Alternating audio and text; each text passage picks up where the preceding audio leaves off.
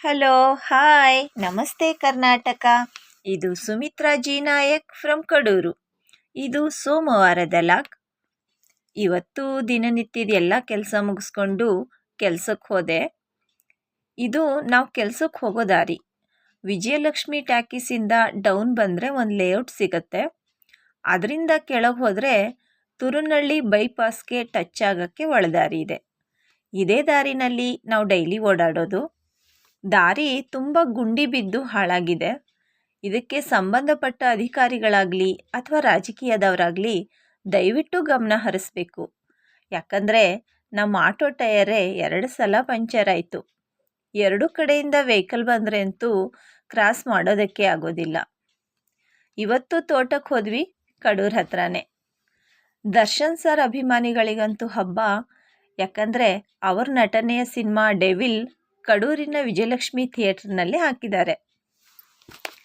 ಬಸ್ನಲ್ಲಿ ಹೆಣ್ಮಕ್ಳಿಗೆ ಫ್ರೀ ಆದಮೇಲೆ ನಾವಂತೂ ತುಂಬ ಐತಿಹಾಸಿಕ ಸ್ಥಳಗಳನ್ನು ನೋಡಿದ್ವಿ. ಅದರಲ್ಲಿ ಒಂದು ಬಸವಣ್ಣವರ ಐಕ್ಯ ಸ್ಥಳ ಕೂಡಲ ಸಂಗಮ. ಪ್ಲೇಸ್ ಅಂತೂ ತುಂಬ ಚೆನ್ನಾಗಿದೆ ಫ್ರೆಂಡ್ಸ್. ಪ್ರತಿಯೊಬ್ಬ ಕನ್ನಡಿಗರು ಒಮ್ಮೆ ನೋಡಲೇಬೇಕಾದ ಐತಿಹಾಸಿಕ ಸ್ಥಳ. ಒಮ್ಮೆ ಹೋಗಿ ನೋಡಿ. ನದಿಯಲ್ಲಿ ಸ್ನಾನ, ಅದ್ರ ಮಧ್ಯೆ ಅಣೆಕಟ್ಟು, ಒಳಗಡೆ ಸಾವಿರಾರು ಅಡಿಯಲ್ಲಿ ಬಸವಣ್ಣವರು ಐಕ್ಯ ಆಗಿರೋದು. ಮತ್ತು ಅಲ್ಲೇ ಬಸವಣ್ಣವರ ಮ್ಯೂಸಿಯಂ ಕೂಡ ಇದೆ.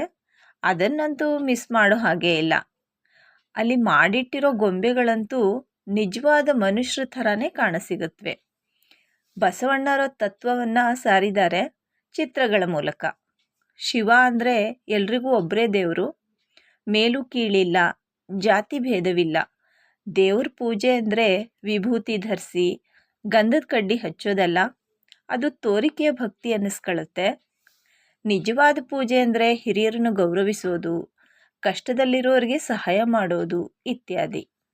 ಕಲ್ಲು ನಾಗರ ಕಂಡರೆ ಹಾಲೆರೆವರು, ನಿಜ ನಾಗರ ಕಂಡರೆ ಹೊಡಿಬಡಿ ಎನ್ನುವರಯ್ಯ.